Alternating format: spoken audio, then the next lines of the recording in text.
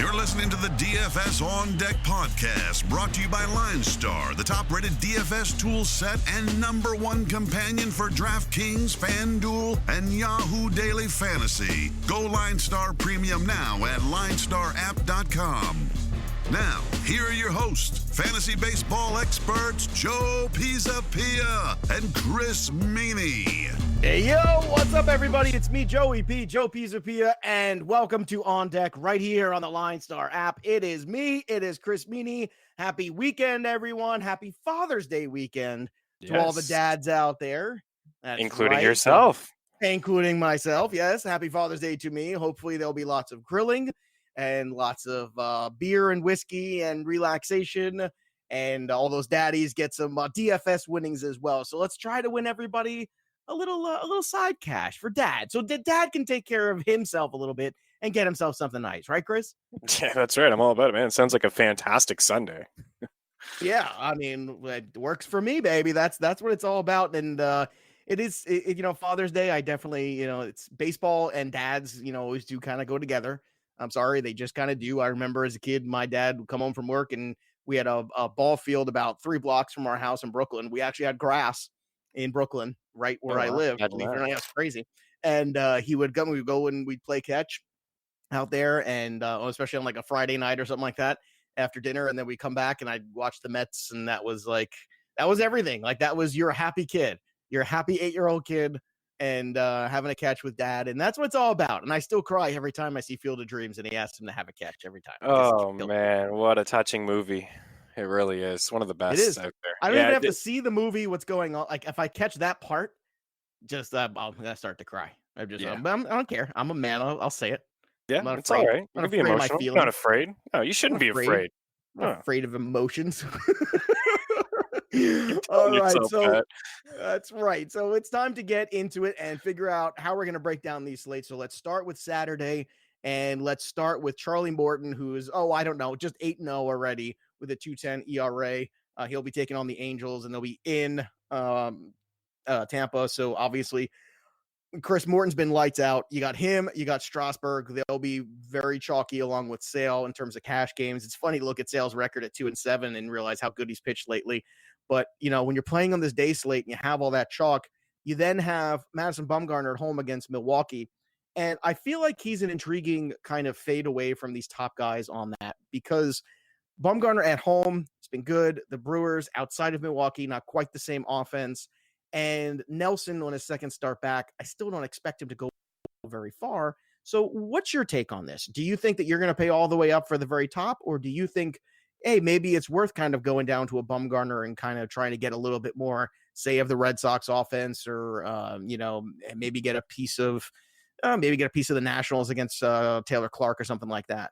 Yeah, it's pretty interesting. I mean, Sale's obviously, I mean, he's the chalk. He's the guy that you want to play in cash, but, you're not going to be able to get after the Boston bats if you do that. And same with Washington. So I will pivot a little bit. I'm interested in Valdez, from Houston against the Jays. I was very impressed with his first start of the season. He went 7 scoreless, or actually gave up the 1 run against Baltimore, but he had 7K through 7. I mean, it's a weak lineup against the Jays, so I think that's where you can maybe get some cash relief. I don't know if you're going to want to do it in FanDuel as your one pitcher, but maybe like a Sale and Valdez, or a Morton. I'd rather Morton than Strasburg. Morton, Valdez, you can go that route. And maybe even Jimmy. Like, I know it's just the Zach Davies effect. It's just kind of chasing for a win, a cheap win. Even though it is against Madison Bumgarner, I'd kind of rather go that way with Jimmy Nelson. But even still, I don't expect much out of him in start number 2, Joe, like you just said. No, I don't either. I think Nelson, I still have hope that he can be useful this year, just not yet. I'm just not there with him yet. I think it's going to take a little bit of time for him to build up again and feel comfortable. I mean, didn't have spring training, obviously. He's working through an injury.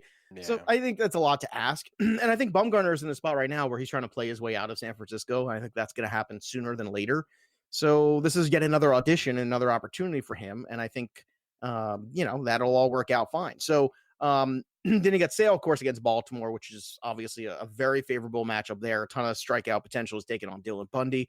So, there's no wrong here. You could certainly play Sale in cash and Sale in tournaments. I think either way it works out. It's all going to come down to pricing. It's all going to come down to like we always say, there's always looser pricing over on the FanDuel for offense to accommodate them. And for you, how do you take these guys when you have Sale, when you have Strasburg with the National League start, and then you have Morton also in the American League, but at home? How do you kind of disseminate between these three top cash game pitchers today? Well, I want Sale because I think it's just the easiest matchup on the board. Like we talked before about the Angels not striking out. Morton is still a good play, but this is a team that has the lowest strikeout rate in baseball, and they're making some contact. Otani's playing much better. The lineup is decent there, and Arizona's been swinging a hot bat too over the past week. I feel like from a betting standpoint, they've been underrated. They're road dogs again in this matchup, and their bats have been underpriced and under-owned in tournaments. And I think they're sneaky. I'm not completely sold on Strasburg. So for me, it's Sale. I would go Sale, Morton, Strasburg. That's how I would rank them. But again, like if you really want Boston bats, and I think you do on a day like this, or Washington bats against Clark, but more so Boston, and they're just so expensive. Again, go to Valdez. Like if you go Sale and Valdez, I can't imagine the price being all that high for him against the Jays, the worst average in baseball, top 7 strikeout rate. Valdez checks in with a 60% ground ball rate, which is exactly what you want to. So I think you can, mix and match with, some of the top guys and get him in there and still be able to maybe get some Boston bats in your lineup. All right, now you got the Indians and Tigers at 6. You got the Marlins and Pirates also at 6 o'clock. Pablo Lopez in that one. Shane Bieber, who I really like tonight, again, because it's 6 o'clock start. Just check and make sure how that all works out, depending on what site you're playing in.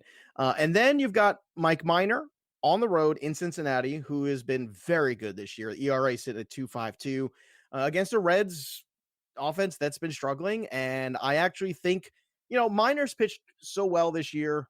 Just overall, I mean, he's had 1 or 2 hiccups, but for the most part, he's been very good. I feel very comfortable with him on the road, even though it's in Cincinnati, because Arlington is no picnic either, and he's been good there. So I'm not concerned at all. And I think considering, the left-handed bats that have struggled, like Votto, like Winker, I mean, even right-handed bats like Puig and Suarez, who we talked about yesterday, which waiting for them to get on a streak, and they have these little blips, but it never continues.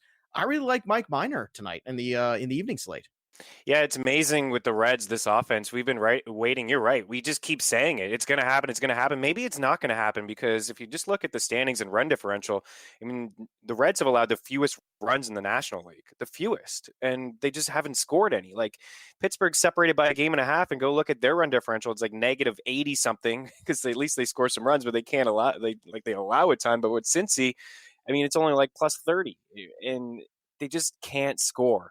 And they've been worse against lefties. Like it's just waiting for these guys to come around, and it just doesn't seem to be happening. So the strikeout rate is in the middle of the pack against lefties, but even still, you're right. Mike Minor's been good. I think it's a sneaky little tournament option as well. And then our boy Jake Odorizzi is on the hill again, who's I think is a safer cash option. So I think Minor in tournaments.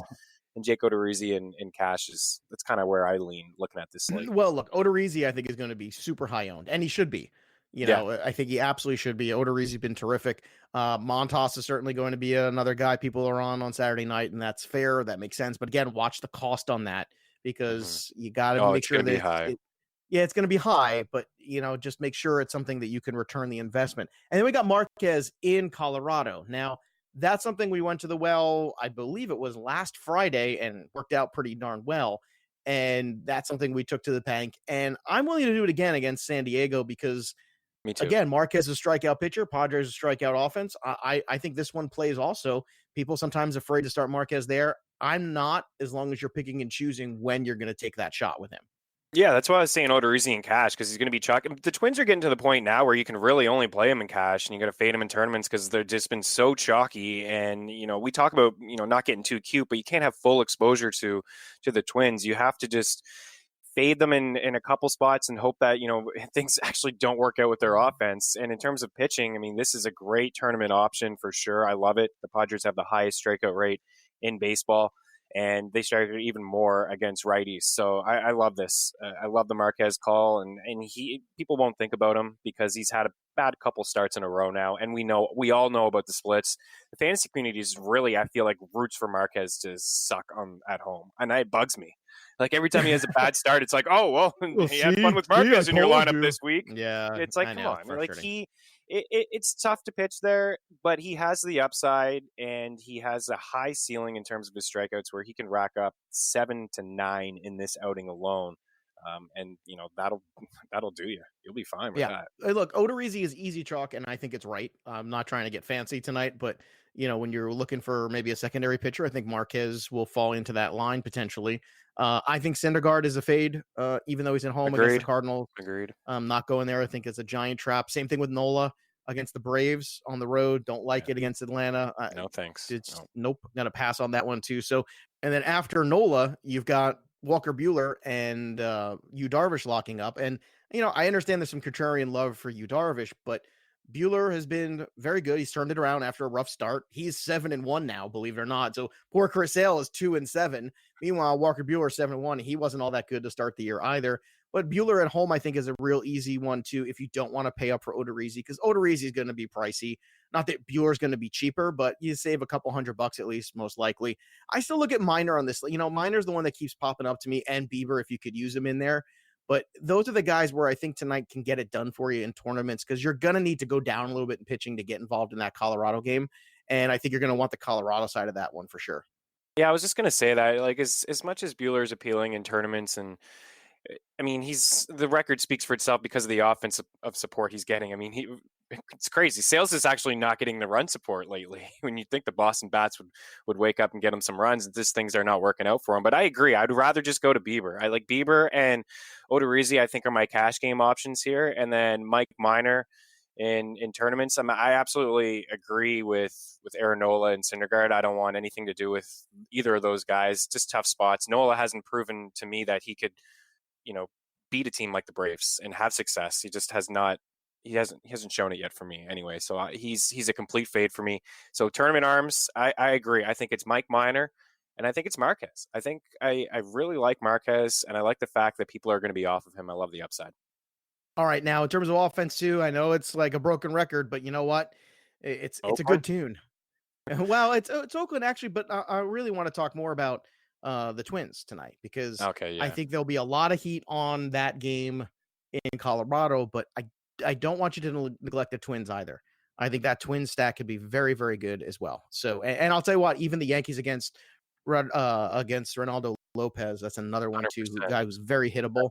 Yeah. So there's alternate ways to get offense tonight, and I think you have to be aware of that. I'm not, sometimes you get into those shootouts in Colorado. I don't see it being quite a shootout night, because you got the other side of this game with Marquez. So I just don't see him kind of getting lit up there. So take that for what you will. I think there's alternate stacks tonight on Saturday to get the job done. Anything else for you, Chris, on the Saturday slate? No, I mean, you said it pretty well. I feel the Twins have been so good to us that, if you've been playing them in cash, you've had a successful couple months. Like, I can't see how. I mean, it's worked out for both of us, so I can't see how it hasn't worked out for you guys at home listening. So Jake Odorizzi and the Twins in cash, and I like Oakland. I like the athletic bats, and I just don't feel like their price is. I don't think they're expensive enough. So I mean, you can afford to get them in there. Yeah. And on FanDuel, those Yankees have been in the mid threes. We're talking Torres. We're talking Hicks. Torres and Hicks have been great prices. Yep, absolutely. Yeah, and keep an eye on Sunday too. Yeah, and keep an eye on Sunday too, because they get the sponge on Sunday. And you know how I like to soak up the runs there with him. He's gonna, and if Sanchez is DH, and he'll be in the lineup, so that's good. Just keep an eye out for that. So let's get at Sunday, and let's talk about Father's Day. Our boys are back on the mound. Your boy John Means at home against the Red Sox, and then my boy Ariel Jurado, who's sitting at a 3 ERA right now, who's got 4 straight quality starts on the road against the National League team, Cincinnati. I love Jurado and Means. I can't get enough of them in this day slate. I think it's absolutely the way to go, because you're gonna, the options aren't great. It's Archer and Alcantara. It's Bauer, who has not been good. We've pointed that out many times. I think Bauer's a huge trap on this slate too. He's been very inconsistent. Wheeler's been good, but again, you can never quite trust the Mets. And then you got, guys like Fultonevich on this afternoon slate too, and Anibal Sanchez. This afternoon slate is not good. It's actually bad. If you want to take Tanaka, that's fine, but I don't know. Like, at this point, I'd rather spend up on offense and go with guys like Means and Urado personally. That's where I'm Yeah, at. Where are you at on Sunday? that's the strategy, 100%. I do like Trevor Bauer. He's by far the best pitcher on the slate. I mean, Hyun-Jin Ryu is in the Sunday night game, and you're I don't think you'll be able to be in many contests like that unless you're doing a showdown or whatever it may be. So it's just that. I mean, even you get down to the Jacob Junis is here, Chase Anderson, Samardzija, Mike Leake. It's bad. It's Fulton Evich, who you mentioned, Anibal Sanchez. It's not good. Zach Wheeler's got to go up against St. Louis. Chris Archer.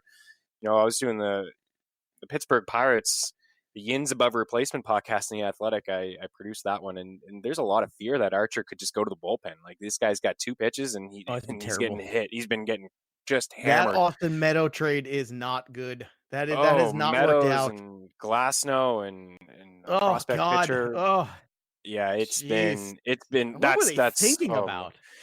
I don't know.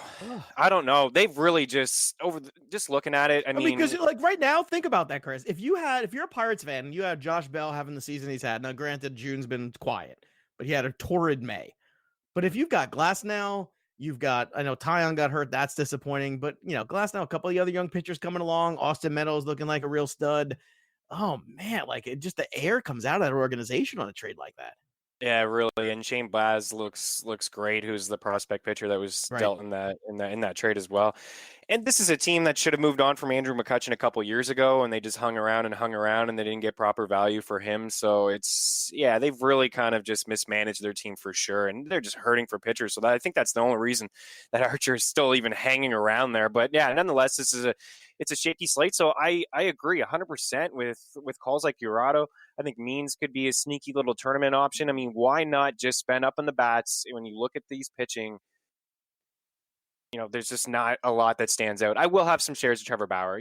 I agree he could be a little bit of a trap. I understand where you're going there, but against Detroit, a high strikeout team, he's going to walk a couple. I think it's the may give up a home run, but he's going to rack up some strikeouts. He's going to end this. But even if he's you going to go have with Bauer, 7 or 9. But Chris, even if you go with Bauer, you're still going to need some guy like Urado or Means. Pair him up with Urado to get in there on DK. So absolutely, either way, you got to figure that out. And honestly, for offense, I'm going to look a little bit. I know, believe it or not, to the Phillies against Fulton Evich because he's that bad. Yeah, okay? Guy's ERA sitting at 6 on the year is another guy who's not looked right since he's come back at all. He's been a shadow of what he was last year. Last year was a breakout year from him. Forget it. This was not good. And I actually think the Phillies, Segura's actually been decent lately. Everyone's waiting for like Hoskins and Harper and all these guys to get right. And I think in the second half, they actually will have a little run in them. But I think that's going to be one of the sneaky stacks of of Sunday too. That and the Yankees, those are the 2 places I'm looking for offense. Is there anywhere I missed that you're looking for? In the 1 o'clock. In the 1 o'clock. Well, the Yankees are in the 2 o'clock, so I apologize. Yeah, no, that's where I look as well. I mean, Atlanta.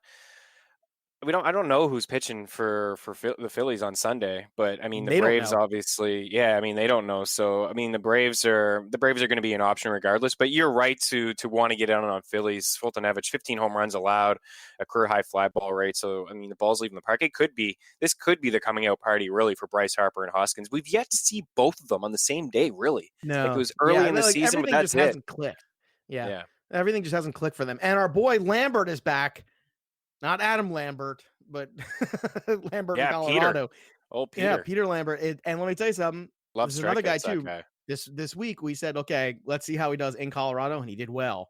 And I'm thinking right now on Sunday in that 3 o'clock game on the East Coast time, I think I'm in on Lambert too. To me, Sunday is all about those low cost pitchers and paying up for offense. I think that's just the way it looks for me because there's just not one. I mean, you got Ryu and Knight, but everybody else during the day, there's nobody out there that's just like, yep, that guy's a lock. Tanaka by default, but I don't love Tanaka either. I don't trust him, especially in that ballpark. He gives up home runs. So for me, I'll take my chances with offense. That's my theme on Sunday. Get all the bats you can and hope that some of these guys can go for another quality start like Urado's done 4 times in a row. Yeah, and like Urado, high ground ball rate, which is exactly what you want. We talked about that before pitching in Texas and now going to pitch in Cincinnati this weekend. And then for Lambert, same thing, a 50% ground ball rate, a 64% ground ball rate in his first start. He had 9 strikeouts through 7 against the Cubs and then had to face them again 5 days later, which is tough for a young pitcher to go ahead and do that. And he only allowed 3 hits and 1 run. Like he didn't have as many strikeouts, but he had 2 really solid back-to-back starts against the Cubs. So I actually love that call, Lambert, and he's going to be cheap. He's not even going to be thought about. Spend down on the pitching. Again, this is another guy where you can go Lambert or Bauer. If Bauer Urardo, Bauer Means, Bauer Lambert, and away you go. Maybe a share of Tanaka here and there, and then you're off. And then you just attack bats. Like you get Minnesota against Jake Junis. Right. You cash in on Arizona, those underrated bats against Anibal Sanchez. And then you get Milwaukee against Jeff Samardzija and even Mike Leake. Like, again, going back to Oakland and the value that they have on FanDuel against the highest contact pitcher in the league, Mike Leake. Yeah. All right. Let's look at the betting lines, too. What do you got your eye on this weekend? All right. So let's stick with Sunday still. Oakland and Milwaukee are two teams I'm going to like. Guys, the Twins against the Royals, you're going to have to bet them by more than one run to get some value on them, but I think it's definitely worth it. Same thing with Houston. You're not going to get any value just picking the Astros to win by a run against the Jays. You're going to have to really hammer down, pick them by 2 or pick them by 3, and you can get plus money there for sure. And going over to Saturday, it's kind of the same two teams, but with Milwaukee, like Boston, with Chris Sale obviously on the mound. Cleveland, Shane Bieber on the mound. Cleveland should be in a good spot to pick up a couple wins with Shane Bieber on Saturday and Bauer on Sunday. So those are good spots, some opportunity. And I would attack maybe the over in Cincy and Texas, despite Mike Minor being on the hill. I think Texas could have some success against Rourke. All right, it's time to call our shot. Father's Day weekend here, and we're gonna do one for Dad. Well, I wanted to pick like somebody who's a senior, but I can't. I go looking around, I was like, nah, no, like I couldn't find anybody where like a clever kind of pun or anything. Nope. So I couldn't do it. So I'm just going to stay with something that makes sense. And I'm going to stay with Gary Sanchez this weekend. Took right out of my mouth. Oh, is that no way? Are you serious? I swear. It's all good. Well, it's all good. Look at that. It's a good call. I'm happy that we're on the same page. I mean, look at these guys. He's got Lopez. He's got Desponge. Yeah. He's got, it's a good ballpark. I would expect him to be in the lineup Sunday too. I'm thinking he will be. At least in the DH spot, because they kind of need him. They need to keep him in that lineup until they can get the Judges and Stantons back. So as much as they can possibly get that bat and keep it going. So even if he only gets the one, I think even on Saturday, he can go yard. So do you have an alternate? I'm sorry. I stole yours. I feel guilty. Don't apologize. What are you? You had a little Canadian rubbing off. I know. This is what happens. I do a podcast with you for every day, and now I've turned Canadian. It's happening. It's all good. Happy to have you. No, I'm happy we're on the same page too, right? It makes me feel good about my pick since you've been crushing the home run calls. You know what? Since we talked about Hoskins, we're waiting for it. Maybe a start this Saturday against Sean Newcomb, who's back inside the rotation and hasn't been great this year, or Sunday against Fultonevich. Could be an opportunity for Rhys Hoskins to go yard. So let's go with him. Good. I like that. I want Rhys Hoskins to get hot. I really do. Because I feel like this is a player we all like who just hasn't, I don't know. He hasn't been good and going all year. It's just expectations probably pretty high. I remember having the debate with myself, like Bellinger or Hoskins, and that isn't even close to a debate. Those guys were now. neck and neck in like March. Yeah. Forget it. Now that ain't a conversation. People laugh you out of the room. If you think that's the conversation. So look, we hope everybody has a great Father's Day out there. We want everybody to have fun, relax a little bit, maybe kick up on the hammock. Make sure you download the LineStar app, help yourself, make some lineups, win some cash, and you can go spend that money on some fun things, some dad stuff. And make sure you go tell some dad jokes as well, because everybody loves a dad joke, right? Come on. They're the best kind of jokes. You start wearing the all-white shoes, the sneakers, the socks with the sandals. That's what happens, Chris. It's all just part of the process. I'm not a fan of the socks with the sandals. Not a fan. No, I've never done that. I don't know, I definitely do some dad things, though, as I'm getting older, for sure. The dad jokes have definitely creeped in. Yeah. There's no doubt about that. The kids love it. Some of the attire, too. Because you know why? When you're a dad, when you get to like you're 40 or whatever, you just don't care. You're like, I just don't care. Yeah, like, no, exactly. Cool?